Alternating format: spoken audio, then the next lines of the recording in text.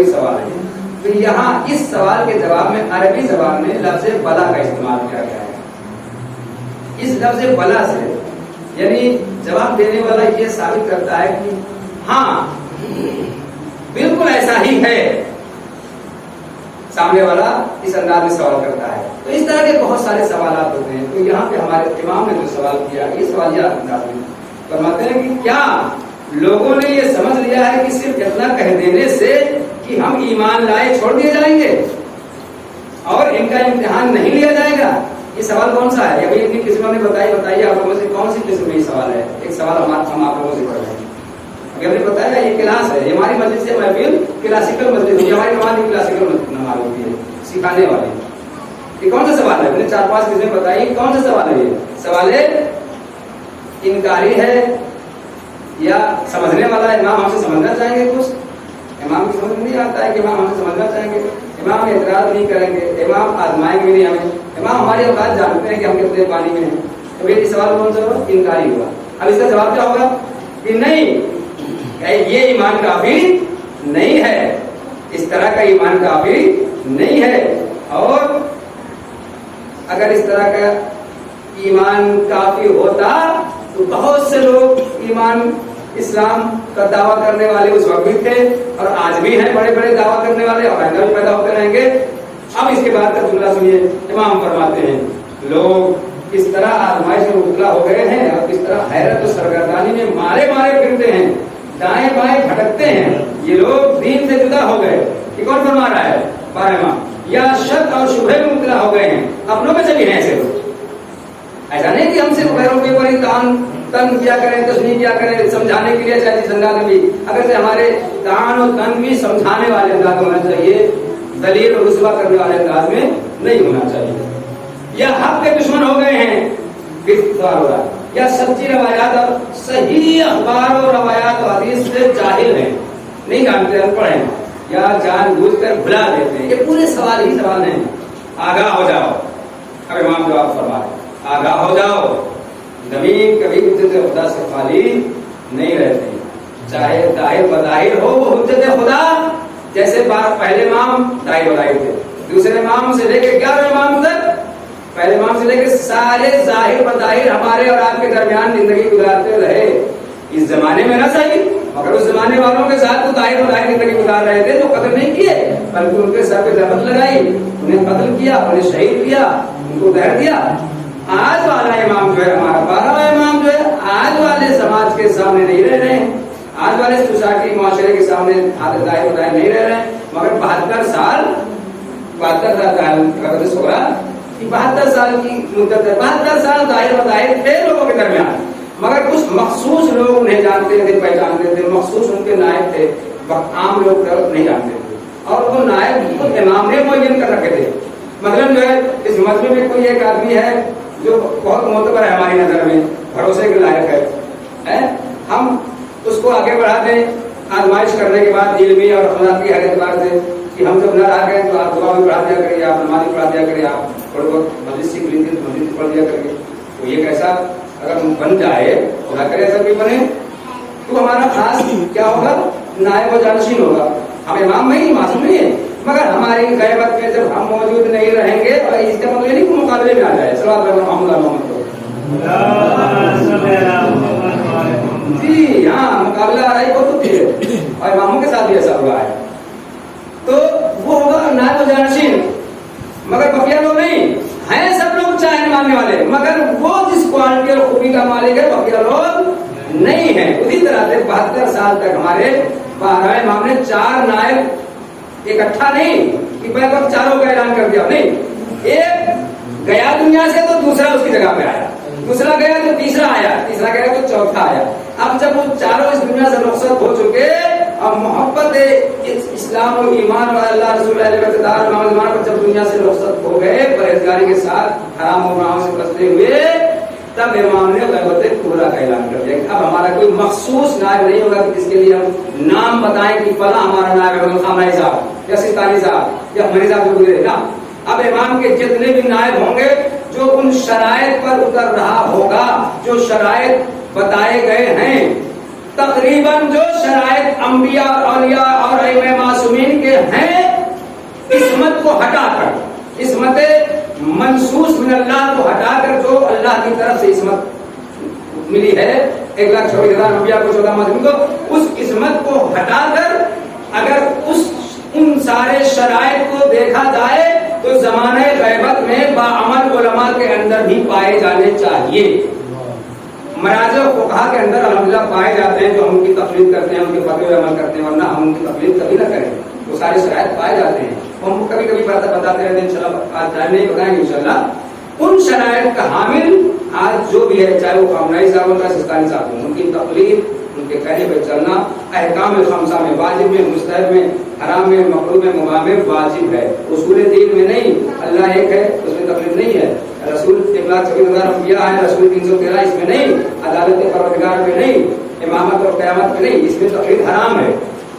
وہی حدیث ہمیں یہ بھی بتا رہی ہے کہ جو تقلید اصول دین میں حرام بتا رہی ہے کہ کسی کو اصول دین میں تقلید کرنے کی ضرورت نہیں, کسی مرجع فقیہ مجتہد کی, اگر سے سیکھنا انہیں سے ہے. اصول دین بھی انہیں سے سیکھنا ہے, خود سے نہیں سیکھ پائیں گے. مکتب میں چاہے مدرسوں میں حوزے میں چاہے جا کے پڑھیں, کر کے سیکھنا انہیں سے, مگر تقلیدی انداز میں نہیں سیکھنا ہے کہ وہ جو کہتے ہیں مان لینا ہے, نہیں, دلیل کے ساتھ, عقل و نقل کی روشنی میں دلیل کے ساتھ. مگر اب واجبات اور مستحبات میں جب اعمال میں آ گئے, فروع دین یعنی کی شاخیں 10 ہیں, اصول دین یعنی کی جڑیں 5 تھی, اس میں نہیں تھی. فروع دین یعنی کی شاخیں 10 ہیں, ان 10 میں ہمیں بارگاہ معصومین میں حاضری دے کر ان کی حدیث اور روایات اور قرآنی آیات کی روشنی میں فقہا مراجع مجتہدین باعمل کے فتوے پر عمل کرنا پڑے گا. نہیں عمل کریں گے تو ہماری نماز بھی بیکار, روزے بھی, سارے وہ واجبات جتنے ہم پورے دین کو انجام دیں سب بیکار, کوئی قابل قبول نہیں ہوگا. لذا اگر کوئی تقلید نہیں کرتا ہے تو تقلید کرنے لگے, کسی نہ کسی کی تقلید کرے, تبھی یہ نمازیں قابل قبول ہوں گی, روزے قابل قبول ہوں گے, ورنہ سب ان کے منہ پہ مار دیا جائے گا, اس لیے کہ پتہ نہیں صحیح کر رہا ہے غلط کر رہا ہے. اب اگر کسی کی تقلید کر رہا ہے تو بالکل اسی طرح سے جس طرح 2 رکعت نماز کسی کے پیچھے کوئی پڑھ لیتا ہے تو وہ ذمہ دار ہے, غلط ہوئی تو صحیح ہوئی تو وہ نہیں ذمہ دار ہے. خاص طور سے ان لوگوں کو جماعت سے پڑھنا چاہیے جن کو سورہ پڑھنا نہیں آتا, جن کو صحیح نماز پڑھنی نہیں آتی, ان لوگوں کو پتا ہے خاص جماعت میں آ کے, خاص طور سے ان نمازوں میں جس میں بلند آواز سے پڑھی جاتی ہے, پڑھنا چاہیے تاکہ انہیں نماز صحیح ڈھنگ سے پڑھنا آ جائے. سلام محمد علیہ. ایک عالم دین مولوی عادل اگر ہے, انصاف والا اگر ہے, حرام کام گناہ کبیرہ علل اعلان نہیں کر رہا ہے, واجبات کو علل اعلان ترک نہیں کر رہا ہے, وہ عادل ہے, اس کے پیچھے 1 رکعت 2 رکعت نماز پڑھ کے اپنی نماز کو اس کے حوالے کر دیا جاتا ہے.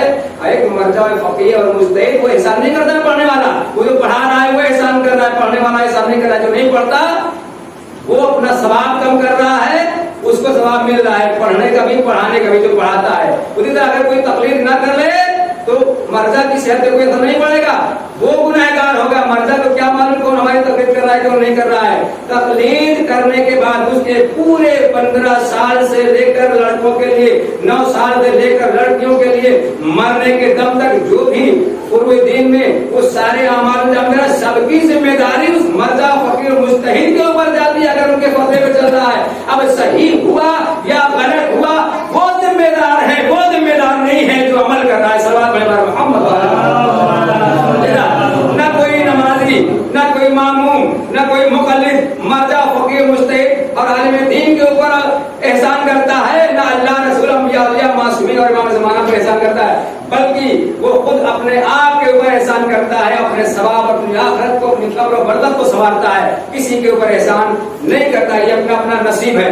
عزیزان گرامی, بس ہم نے آپ کی زحمت تمام کر دی. یہ ہمارے مولا کا فرمان ہے, یہ ہمارے مولا کے فرمان کی روشنی میں اب تھوڑا سا عید زہرا ہے, کیونکہ آپ لوگ کے جذبہ ایمانی کو پیش نظر رکھتے ہوئے یہ جشن عید زہرا, دوسرے لفظوں میں قاتلوں اور ظالموں پر لعنت و ملامت والا جشن. بہت سارے جشن ہوتے ہیں ولادت کی تاریخوں میں, بہت ساری عیدوں میں, عید ربیع, عید مبارہ, فتح خیبر, ہے نا, عید وباس, یہ ساری عیدیں ہیں, خوشی کی تاریخیں ہیں, ولادت کی تاریخیں. مگر اس جشن کو یا ان محفلوں کو منتقد اشعار و نظم و نثر کی شکل میں, محفل بیان کی شکل میں کی جاتی ہے, اور اس میں لعنت و ملامت کا ماحول نہیں پایا جاتا. مگر یہ محفل جو آج ہو رہی ہے یہ جشن عید زہرا اس لیے کہا جاتا ہے کہ اس میں دشمنان خدا و رسول اور اہل بیت اطہار ظالموں اور قاتلوں پر لعنت بھیجی جاتی ہے. بے شمار لعنت قاتلان حضرت زہرا پر، بے شمار لعنت قاتلان امام حسین علیہ السلام پر، بے شمار لعنت قاتلان انبیاء اور اولیاء اور معصومین ان کی اولادوں پر.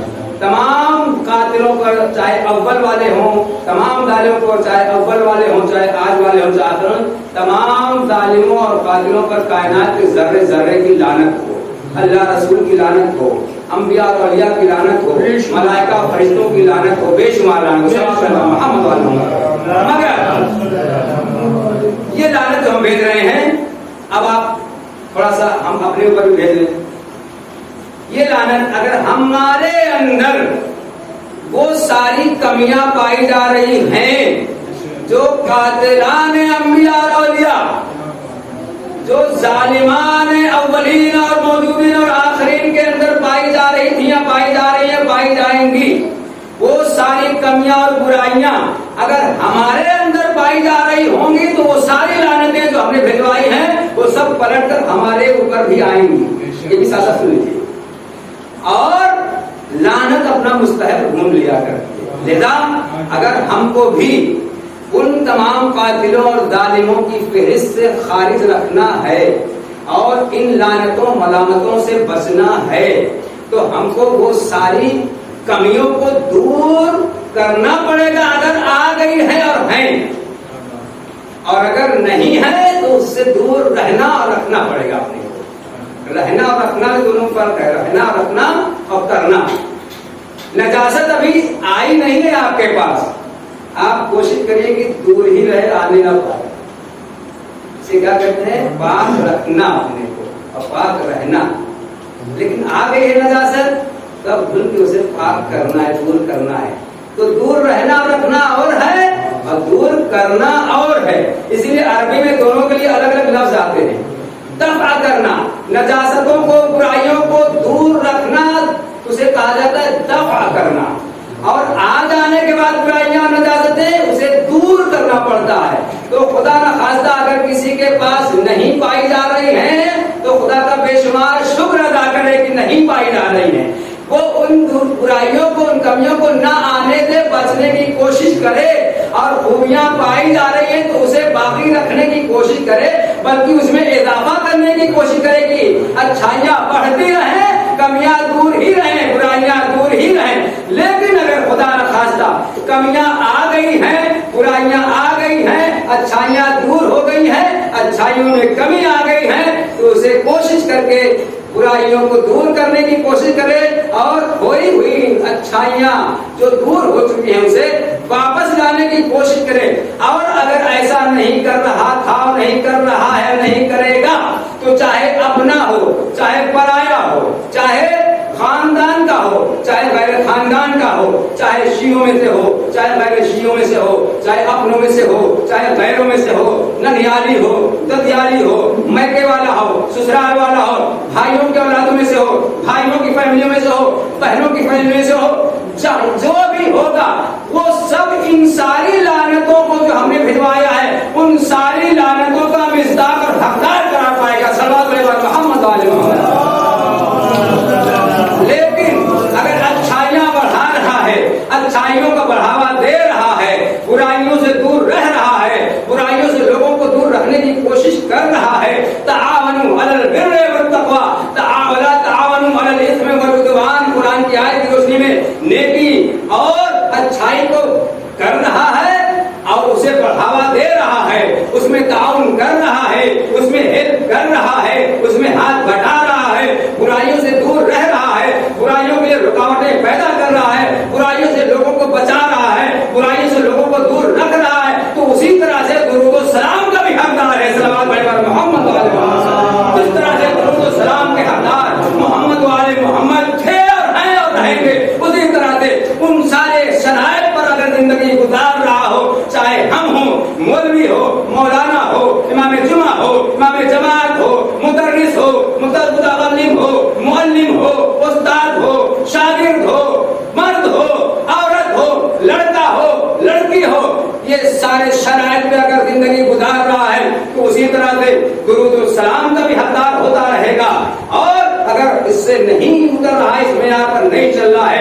اسی طرح سے لعنت و ملامت کا بھی حقدار رہے گا.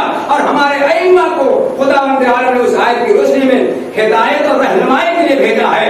مگر یہ ہدایت اور رہنمائی کا سلسلہ کیا آج رکا ہوا ہے؟ آج ہمارا امام پردے میں رہنے کے باوجود بھی بالکل اسی طرح سے قرآنی آیات کی روشنی میں، احادیث و روایات معصومین کی روشنی میں اسی طرح سے اپنے علم امامت، نور امامت کی روشنی کو بکھیر کر ہماری ہدایت اور رہنمائی، ہماری مدد و نصرت کرتا رہتا ہے. جس طرح سے بادلوں کی آڑ میں چلے جانے کے بعد چاند و سورج ہمیں روشنی دیتے رہتے ہیں. صلوات پڑھ کر محمد اور زمانے غیبت میں ہمارے مولا نے غیبت اختیار کی ہے، تو اس غیبت کے بہت سے اسرار و رموز اور حکمتیں اور علتیں ہیں. ان میں سے ایک حکمت اور راز یہ بھی بتایا گیا ہے کہ زمانے غیبت میں خداوند عالم نے انہیں غیبت کے پردے میں رکھ کر کوئی پردہ وردہ نہیں ہے. یہ ہماری نگاہوں میں گناہوں کا پردہ پڑا ہوا ہے کہ جو ہم اپنے امام کے وجود سے محروم ہیں، اپنے امام کے نورانی چہرے کی دیدار و زیارت سے مشرف نہیں ہو پا رہے ہیں. ورنہ کرنے والے امام کے دیدار سے اور زیارت سے مشرف ہوتے رہتے ہیں. اس دنیا میں بھی ہیں، آج بھی ہیں، کل بھی تھے، آئندہ بھی پیدا ہوتے رہیں گے. علماء میں سے بھی ہیں، مومنین میں سے بھی ہیں، خواتین میں سے بھی ہیں، مردوں میں سے بھی ہیں، عورتوں میں سے بھی ہیں، لڑکوں میں سے بھی ہیں، لڑکیوں میں سے بھی ہیں، جہلاء میں سے بھی ہیں، علماء میں سے بھی ہیں. مگر یہ اسی وقت ہوگا جب ہم ان کے نورانی وجود سے کچھ نورانیت اپنے وجود کے اندر لا لیں گے. صلوات علی محمد.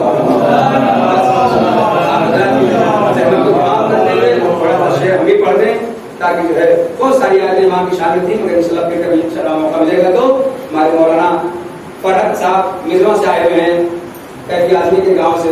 ان کو انشاءاللہ آخر میں محفل بیان پڑھنی ہے. آپ اگر بیچ میں قصیدہ خوانی کریں تاکہ ایک تنوع پروگرام رہے، آپ لوگ کو خستگی کا احساس بھی ہونے گا، اور ساتھ ساتھ درود کے ساتھ ساتھ دشمن ہوتی یہ دنیا خدا نے بنائی نہ ہوتی. یہ محفل بہت انوکھی محفل ہوتی ہے. زندگی گل کا ایک بہت اچھا قصیدہ تھا، ہم نے ایران میں پڑھا تھا اس کو، تو بہت ہنسنے ہنسانے والا قصیدہ ہے. بڑے ادب اور لحاظ کے ساتھ بڑے مناسب انداز میں وہ قصیدہ ہم نے لوگوں سے کہا تھا کہ کاش کوئی بھیج دیتا تو آج ہم اس کو پڑھتے، مگر نہیں بھیج پایا کوئی. انشاءاللہ کبھی سنائیں گے. ویسے بہت اچھا ہے اور باقاعدہ عربی انداز میں انہوں نے اردو میں کہا ہے مگر عربی انداز میں باقاعدہ کہا ہے. صلوات علی محمد علیہ. اس وقت شعراء بھی بہت بڑے پڑھے لکھے ہوتے تھے، عالم ہوا کرتے تھے، جنہیں ممبر پر بٹھایا جاتا تھا. علم معصومین کسی کو چاہے تو ممبر پر بٹھا لیں گے. جناب فرزدق جیسے شاعر، جناب دیوبند جیسے شاعر، امام معصوم امام نیچے تشریف فرما ہوتے تھے، اور وہ ایسے ایسے باعمل صاحب علم و عمل شعراء کو، مرثیہ خانوں کو، مداحوں کو اپنے امام کے حکم سے ممبر پہ جانا پڑتا تھا. آج کل کی طرح سے نہیں کہ جوہلا کو ممبر پہ بٹھایا جاتا ہے، چاہے وہ داخل و خطابت کرنے والے جوہلا ہوں بے عمل، اور چاہے شعراء اور شعر و شاعری کرنے والے رامسر ہوں کہ جن کو ممبر کو چلنے کودنے کا موقع آج ہماری پبلک ہمارے سماج سوسائٹی معاشرہ دے رہا ہے، وہ سب شکار ہوں گے اور سب کو جواب دینا پڑے گا کہ آج ممبر پر کسے بھیجا جا رہا ہے، ممبر کی ذمہ داری نبھانے کی کسے ذمہ داری دی جا رہی ہے. سب کو پکڑا جائے گا، سامعین کو بھی، بلانے والوں کو بھی پکڑا جائے گا اور پڑھنے والوں کو پکڑا جائے گا. تم نااہل تھے تو ممبر پہ گئے کیوں، اور آپ کو بھی پکڑا جائے گا جب نااہل تھا تو اسے ممبر پر بٹھا لا. صلوات علی محمد علیہ. تو ستاروں کی محفل سجائی نہ ہوتی، یہ دنیا خدا نے بنائی نہ ہوتی، زمین دست حق نے بچھائی نہ ہوتی، جو احمد کی جلوہ نمائی نہ ہوتی، خدا ہوتا خود اور برائی نہ ہوتی. یہ عمل کے اندر جو کہتے ہیں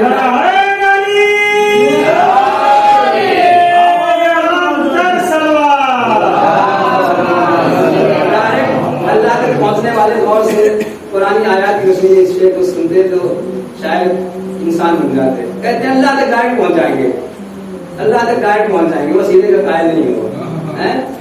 ایک چھت پہ تو اگر وسیلے کے سیڑھی کے چڑھ نہیں پاتے ہیں اپنے ہی گھر کی چھت پر کود کے پہنچ جائیں جانے ایک چھت پر، اور وہ عرش عالم اور آسمانوں اور زمینوں اور کے درمیان کی ساری مخلوقات موجودات کے خالق کے بارگاہ میں ایسے ہی پہنچ جائیں گے، اچھل کے پہنچ جائیں گے، پھر خوب عقل کے اندیش حج کرنے مکہ مدینہ تو پہنچ نہیں پاتے ہیں بغیر وسیلے کے، بغیر پلین کے. صلاۃ محمد علیہ محمد